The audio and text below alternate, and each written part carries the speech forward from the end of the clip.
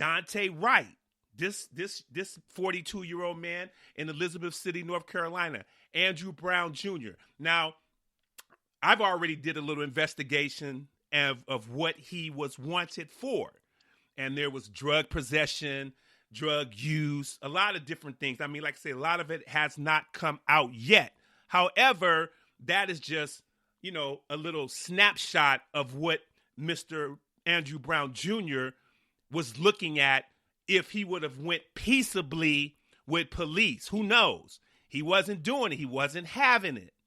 So, like I said, so now when you get in these situations, you're getting the socialists, the social justice warriors are coming out the woodwork, and they want change. They want police reform. They don't want to take personal responsibility for that person or them having a record to begin with, or just even going with the officers without resisting. They want change, and they don't want to take personal responsibility for it. So guess what? They're going to put the onus on on legislation, or the mayor, or governor, or the president even. And they want to put pressure on them to sign into law, sign bills to change and make police reform.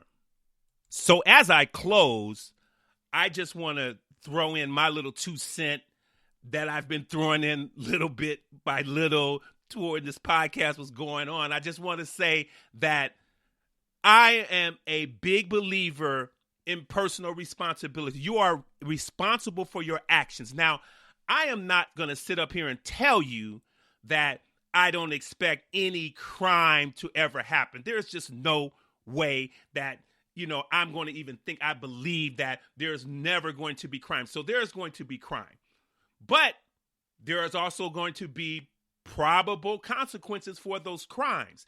And police do not shoot, kill, or execute, as some of you out there like to say.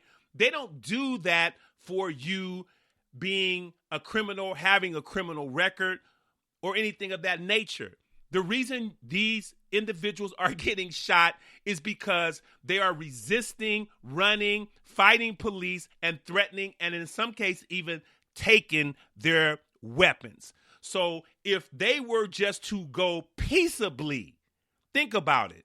All Dante Wright in Brooklyn Center, Minnesota had to do was go peaceably.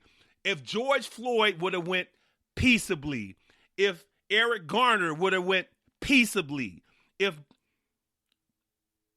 Rayshard Brooks in Atlanta would have went peaceably, all these situations would have resulted in those men still being alive, at least from those situations.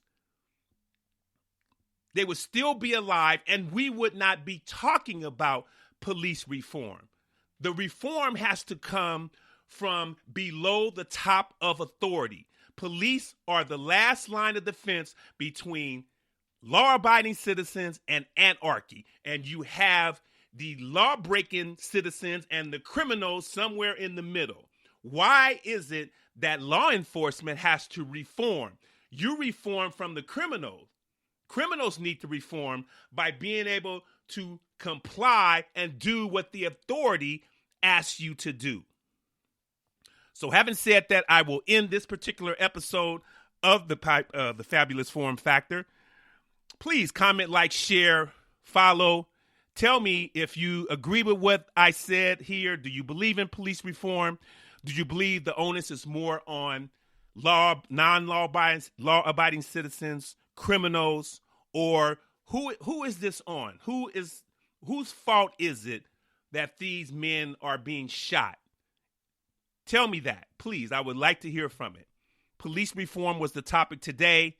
You all have a great day. Thank you for listening to the Fabulous Form Factor.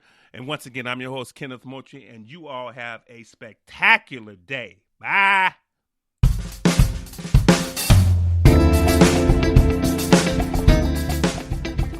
Were you entertained?